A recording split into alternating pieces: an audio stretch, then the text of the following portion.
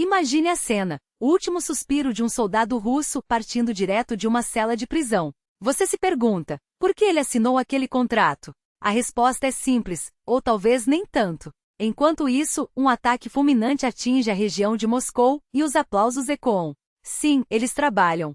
Sim, os tiros ressoam. Mas o que Soloviev realmente sabia sobre crimes de guerra? A guerra vai acabar, e depois? Libertamos territórios, mas ali vivem pessoas. Ali existem crianças. E então surge uma história impressionante. Um blindado ucraniano explode bem na frente de uma equipe, mas, contra todas as probabilidades, eles sobrevivem e cumprem a missão. Você não se lembra disso? Pois deveria. A guerra não tem filtros, não tem maquiagem. É crua, brutal, como deve ser. Enquanto isso, drones russos conhecidos pela gentileza desferem mais um golpe em Moscou. O ponto de distribuição em Chatura foi atingido em cheio, e os militares locais, entre goles de vodka e comemorações, mal percebem que o inverno está chegando. Trabalho, trabalho, é preciso ajudar. E os vídeos? Parecem cena de cinema, se não fosse uma tragicomédia. Eles se esforçaram tanto para acertar um alvo ucraniano, mas o ataque passou longe. Os russos adoram sua própria propaganda, mas amam ainda mais os ataques que sofrem em seu próprio território. Um impacto direto na usina de Chatura deixa parte da região de Moscou sem energia. Mas o que realmente toca a alma nessa notícia é outra coisa. Os russos começam a perceber que suas defesas estão falhando. Veja o caso do prefeito de Chokolkini, Sergei Shuvai. Ele está indignado porque em 4 anos de guerra, as autoridades não tiveram a brilhante ideia de cobrir as janelas panorâmicas dos prédios. Como se sacos de areia fossem resolver algo diante de ataques dessa magnitude. Camarada Major, os abrigos são uma piada, ele poderia dizer. A verdade é que nada está realmente protegido. E o mais irônico? Os ataques continuam mesmo de madrugada, algo que, convenhamos, não é nada comum. Os russos, claro, tentam se consolar. Bem, drones erraram o alvo, mas...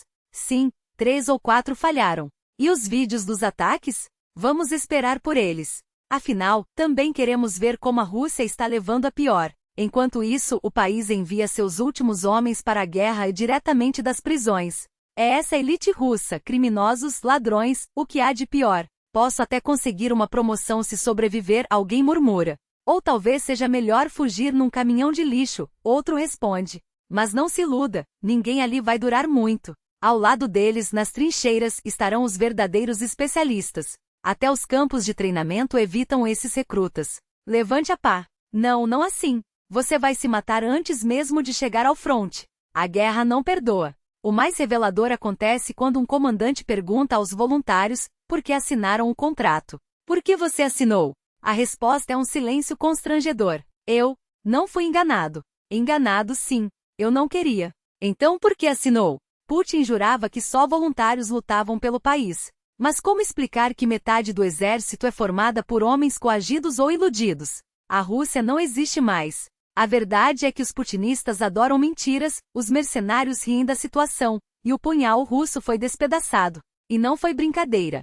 Nesta semana, soldados ucranianos de uma unidade de guerra eletrônica desviaram mísseis hipersônicos Kinshal do curso. Como? Tocando músicas patrióticas ucranianas, como a famosa canção sobre bandeira, direto nos sistemas de navegação das armas. Imagine, uma ogiva de 20 toneladas a caminho de seu alvo, de repente ouve Papa Bandeira e muda de rumo. Os soldados explicam que a música em si não é o ponto, poderia ser até ruído branco. Mas convenhamos, a ideia é genial. Uma história incrível das forças de defesa. Outro relato impressionante vem de uma equipe de resgate que foi buscar feridos em posições avançadas. No caminho, o veículo deles foi atingido por uma mina. Mas por um milagre, todos sobreviveram e conseguiram voltar por conta própria. Se alguém disser que foi sorte, não acredite. Foi habilidade, treinamento, coragem. E mais uma prova de que a tecnologia no fronte salva vidas. Por isso, é fundamental apoiar campanhas de doação para equipar os soldados com o que há de melhor. Máquinas como o Max Pro já mostraram seu valor em combate. Resistentes, ágeis, capazes de suportar explosões brutais e ainda proteger a tripulação. Uma equipe ucraniana, mesmo após o veículo ser praticamente destruído, não perdeu a cabeça. Eles mantiveram a calma, reorganizaram-se e seguiram em frente. É assim que se vence uma guerra. Enquanto isso, na região de Kharkiv, os russos tentam justificar sua presença com desculpas esfarrapadas. Fomos obrigados a assinar o contrato. Mas se tivessem visto quem realmente os espera do outro lado, será que teriam avançado? A guerra não perdoa covardes. E a famosa defesa aérea de Belgorod? Uma piada de mau gosto. Mais do que proteger a população, ela a aterroriza. Recentemente um sistema antiaéreo russo Pantsir atingiu um helicóptero próprio na região de Dubovoi. A ironia? O helicóptero estava em voo, e o míssil perseguiu como se fosse um filme de ação barato. Os russos continuam vendendo a ilusão de que sua defesa é invencível, mas a realidade é outra. Ela é tão furada quanto uma peneira e mais perigosa para eles mesmos do que para o inimigo. No fronte de Kharkiv, a inteligência ucraniana mostrou sua eficiência mais uma vez. Soldados do 3º Corpo de Exército capturaram 5 mercenários russos. Silenciosos, precisos, letais. Primeiro, drones identificam o alvo. Depois, a infantaria age. Ei, você aí, está com medo? Não, só estou tentando sobreviver. A guerra é assim, um segundo de hesitação pode ser fatal. Mas a Ucrânia não hesita. E enquanto a Rússia se afoga em suas próprias mentiras, a vitória se aproxima. Apoie, compartilhe e faça a diferença. A liberdade não se conquista sozinha. Território, o que restará? Cinzas, escombros e uma conta que nunca será paga. A Rússia prometeu libertação, mas entregou apenas destruição. Cada prédio demolido, cada rua arrasada, cada família desalojada é um lembrete. O preço da sua vitória será cobrado em sangue e miséria. E quem vai pagar? O povo russo, claro. Enquanto Putin sonha com impérios, seus cidadãos herdarão um país falido, onde cada rublo será sugado para reconstruir o que seus próprios generais reduziram a pó. Mas não se enganem, a Ucrânia não espera. Enquanto Moscou corta benefícios dos heróis da guerra, porque afinal, um verdadeiro patriota deve morrer sem reclamar, nossas forças avançam. Os drones não dormem. As artilharias não perdoam. E cada ataque russo é respondido com precisão cirúrgica. Lembram-se dos radares na Crimeia? Pois é. Agora, eles não veem mais nada. As defesas aéreas russas estão cegas, e nossas mísseis encontram seus alvos sem resistência. O céu sobre o Mar Negro já não é deles. E os mercenários? Ah, esses são os mais patéticos. Capturados, humilhados, percebendo que foram jogados numa guerra que não entendem. Assinamos contratos sob pressão, dizem. Mas pressão de quem? De um regime que os usa como bucha de canhão e depois corta suas pensões. Enquanto isso, nossos soldados lutam por algo real. Casa, família, futuro. Não por um velho no Kremlin que os vê como descartáveis. Olhem para Volchans. O que era uma cidade agora é um cemitério de concreto. A Rússia chama isso de libertação. Nós chamamos de crime. E cada criança que cresce entre ruínas, cada idoso que enterra seus netos, cada família que perde tudo, isso não é propaganda. É a realidade que Putin tentou esconder. Mas as imagens não mentem. Os drones não mentem. Os corpos não mentem. E o humor negro? Ele surge sozinho. Como quando um bombardeiro russo acidentalmente derruba uma bomba em Belgorod, não uma, não duas, mas 8, e transforma uma cidade russa em alvo. Brincadeira de mau gosto, diriam. Mas a piada é outra. A Rússia não consegue nem proteger seu próprio povo. Seus pilotos têm medo de voar perto da Ucrânia, então lançam bombas de planeio a quilômetros de distância, e erram. Porque incompetência também é uma arma. E os artistas? Ah, os artistas russos. Agora até a música se rendeu à guerra. Uma banda de mercenários sobreviventes vai inspirar os soldados com canções sobre glória e sacrifício. Imaginem só, homens que mataram, saquearam e fugiram agora cantam para quem ainda acredita nas mentiras do Kremlin. Que belo espetáculo! Mas não se preocupem, nós já estamos preparando os memes. Cada nota desafinada, cada letra ridícula, cada vídeo patético será transformado em munição. Porque a guerra também se vence com riso. E os helicópteros? Esses já não voam mais com a mesma arrogância. Um drone ucraniano derrubou um na região de Rostov. Sem aviso. Sem piedade. Apenas um clarão no céu e mais uma tripulação que descobriu tarde demais que o ar não é mais território russo. Os propagandistas do Kremlin tentam minimizar, mas os pilotos sabem. Cada decolagem pode ser a última. E os radares destruídos na Crimeia? Isso significa que nossas mísseis agora voam sem obstáculos. O Mar Negro já não é um escudo.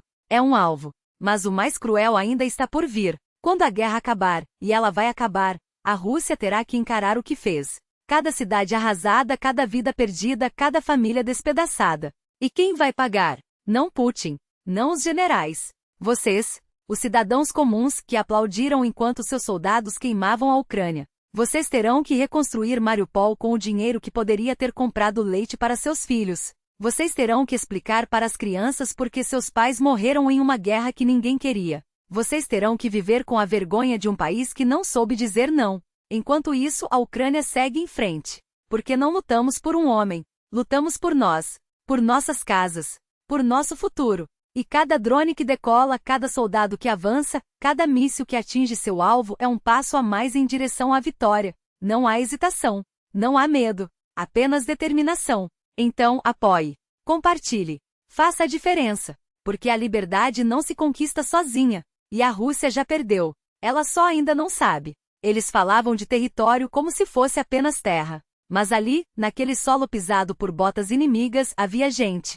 Havia crianças. E nós, o que fizemos quando a fumaça subiu sobre Zeleny? Quando os corpos se amontoaram em bucha? Quando os pequenos, aqueles que deveriam brincar de esconde-esconde, aprenderam a se esconder de verdade dos bombardeios das valas dos homens que prometiam libertação, enquanto carregavam fuzis e mentiras? Vocês se lembram de Pushilin? O líder daquela farsa chamada DNR? Não era segredo para o mundo que ele fazia. Mas a Rússia precisava que seus cidadãos aplaudissem. Que engolissem a propaganda como pão seco, que acreditassem que denazificação era sinônimo de estupro, que proteção era o mesmo que arrastar famílias inteiras para porões. E eles aplaudiram. Porque a desumanização é um processo lento, mas eficiente. Primeiro, você nega que o outro seja humano. Depois você celebra quando ele cai. Agora, não há mais dúvidas. Quando um míssil ucraniano rasga o céu e encontra seu alvo, um hangar em Taganrog, um depósito em Novorossiysk, um único avião de tecnologia laser que custou bilhões, a Rússia chora. Mas não é luto. É pânico. Porque cada explosão é um lembrete. Eles não estão lutando contra um exército. Estão lutando contra uma nação que decidiu que prefere morrer de pé a viver de joelhos.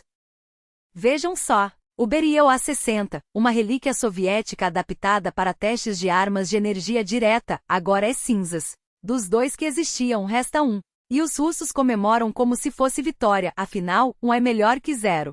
Mas no fundo, eles sabem. Sabem que aquele avião não era só metal. Era a prova de que Putin ainda acreditava em mágica, em lasers que nunca funcionaram, em drones que caem sozinhos, em soldados que assinam contratos com a morte para depois serem abandonados em trincheiras lamacentas. E as imagens? As imagens não mentem. Um drone ucraniano silencioso como a vingança desliza sobre posições russas. Os invasores disparam até o último cartucho, gritam, correm, mas a máquina não sente medo.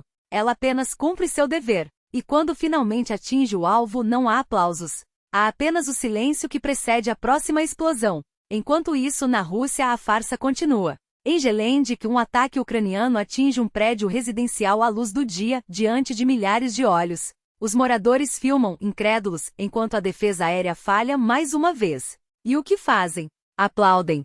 Porque o regime lhes ensinou que o medo dos outros é poder, que a dor alheia é entretenimento, que a guerra é um jogo, desde que os corpos não sejam os seus. Mas a realidade está batendo a porta. Em Chelyabinsk e Sverdlovsk, as autoridades prenderam uma quadrilha que recrutava mendigos para o fronte. Prometiam dinheiro, um teto, um propósito. No fim, os voluntários assinavam contratos com o Ministério da Defesa, e os criminosos embolsavam as verbas. Alguns nem chegavam a embarcar. Outros, como aqueles 4 homens filmados em pânico, corriam em círculos sem saber para onde fugir. Um deles, o mais rápido, sumiu na primeira curva. Os outros foram recolhidos. Porque na Rússia de Putin, até a covardia tem hierarquia. E os guerreiros de sofá? Esses ainda tentam salvar as aparências. Publicam vídeos de drones ucranianos abatidos, que na verdade são seus próprios. Riem de contas de 10 milhões de rublos por um equipamento destruído por fogo amigo. Exibem bandeiras falsas e cruzes pintadas às pressas, como se isso apagasse o fato de que estão perdendo. Mas a verdade é uma só. A máquina de propaganda russa está engasgada. Porque agora até os seus correspondentes de guerra admitem o óbvio, que a maioria dos drones e retransmissores russos são abatidos por eles mesmos. Enquanto isso, na linha de frente, a Ucrânia não pede permissão. O batalhão Kraken, por exemplo, não é uma lenda. É carne, osso e determinação. Eles não esperam reforços. Eles os criam. E quando os russos transferem tropas da Coreia do Norte, sim, até isso já aconteceu, não é sinal de força. É desespero. Porque cada soldado que chega é um a mais para alimentar a máquina de guerra ucraniana. Um a mais para ser capturado, um a mais para contar como é morrer por um homem que nem sequer sabe seu nome. Eles ocupam casas que não são suas. Transformam escolas em quartéis. Enterram seus mortos em valas comuns e chamam isso de vitória. Mas a terra não esquece. As paredes guardam os gritos. E quando finalmente forem expulsos porque serão, levarão consigo apenas a vergonha. A vergonha de um país que confundiu crueldade com grandeza, mentiras com glória, e agora descobre, tarde demais, que a história não perdoa quem escolhe o lado errado. A Rússia chora seus aviões, chora seus generais, chora seus planos, mas ainda não chora seus mortos, porque para isso precisaria primeiro enxergá-los como humanos. E essa é a única lição que Putin nunca ensinou ao seu povo. São despachados para a linha de frente como gado para o matadouro, a propaganda russa ainda ousa chamá-los de voluntários. Voluntários? Como se alguém em sã consciência escolhesse trocar um salário miserável por uma cova rasa em algum vilarejo ucraniano cujos nomes nem sequer conseguem pronunciar. O Kremlin vende sonhos de glória, mas entrega apenas covas coletivas e, mesmo assim, insiste em chamar isso de operação especial. Especial para quem? Para os generais que contabilizam corpos como se fossem peças de xadrez, para os oligarcas que lucram com cada míssil lançado, para os propagandistas que transformam derrotas em vitórias com a mesma facilidade com que apagam nomes de túmulos. Eles mentem até sobre os números. Dizem que não há perdas, que a desnazificação avança, que Kiev cairá em 3 dias, mas os cemitérios transbordam. Em Volchansk abriram mais valas comuns. Em Pokrovsk, os moradores já perderam a conta de quantos libertadores foram enterrados às pressas, com lápides improvisadas e nomes trocados para não assustar as mães que ainda acreditam nas mentiras da televisão. Em Kosmaturi, um vilarejo de 43 mil almas, os mortos russos já ocupam mais espaço que os vivos. E o mais grotesco? Os mesmos canais que celebram avanços heróicos são os que censuram as cartas dos soldados, os que proíbem funerais públicos, os que ameaçam processar quem ousar chorar em voz alta. Porque luto é fraqueza, e fraqueza não combina com a narrativa de uma Rússia invencível. Mas a verdade não precisa de censura para se espalhar. Ela escorre pelos buracos das trincheiras, pelas mensagens apagadas dos celulares, pelas vozes roucas dos que conseguiram escapar. Como aquele soldado do 82º Regimento amarrado a uma árvore por 4 horas por se recusar a avançar sem apoio. Ou o mercenário de Wagner que antes de morrer com uma faca cravada na garganta, confessou que só estava ali por dinheiro porque na Rússia de Putin, até o patriotismo tem preço. Eles não são heróis. São vítimas de um sistema que os trata como descartáveis, que os envia para a morte com a mesma indiferença com que um banqueiro assina um cheque. E o pior? Muitos ainda acreditam que estão do lado certo, até que a realidade os alcança. Como o grupo de mobilizados que ao chegar ao fronte descobriu que seus comandantes os haviam abandonado deixando-os sem munição, sem comida, sem sequer um mapa. Ou como os voluntários que ao serem capturados imploravam por água e choravam como crianças, percebendo tarde demais que não eram libertadores, mas carne de canhão. A guerra não é um jogo de videogame. Não há respawns. Não há medalhas póstumas para quem morre gritando por uma mãe que nunca saberá onde seu filho foi enterrado. E enquanto isso, em Moscou, em São Petersburgo, em cidades onde as pessoas ainda aplaudem desfiles e repetem slogans, a máquina de propaganda segue funcionando. A Ucrânia está à beira do colapso, dizem. A vitória é questão de dias, garantem. Mas a cada trincheira tomada, a cada drone abatido, a cada soldado russo que percebe que foi enganado, a mentira se desfaz como fumaça. Porque a história não se escreve com falsos heróis. Ela se escreve com sangue, e esse sangue, Putin, é todo seu. Quando a conta chegar, e ela chegará, não haverá propaganda que baste para lavar as mãos manchadas de tantos mortos. E então talvez a Rússia finalmente chore. Não por aviões perdidos, não por generais humilhados, mas por cada um daqueles que foram jogados na fogueira em nome de uma glória que nunca existiu.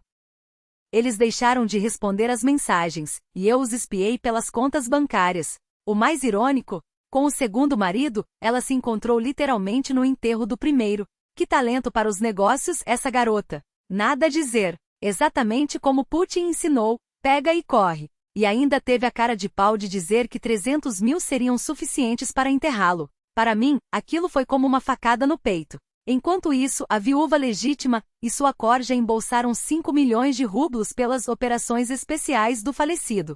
Hoje paramos por aqui, mas a verdade é que há muito mais a ser dito. Cada história como essa é um espelho quebrado da Rússia de Putin, onde a morte vira moeda de troca, onde a lealdade se mede em zeros na conta bancária, e onde o luto, quando existe, é apenas mais um produto à venda. Enquanto isso, vocês que ainda acreditam na narrativa do Kremlin, continuam financiando esse circo macabro.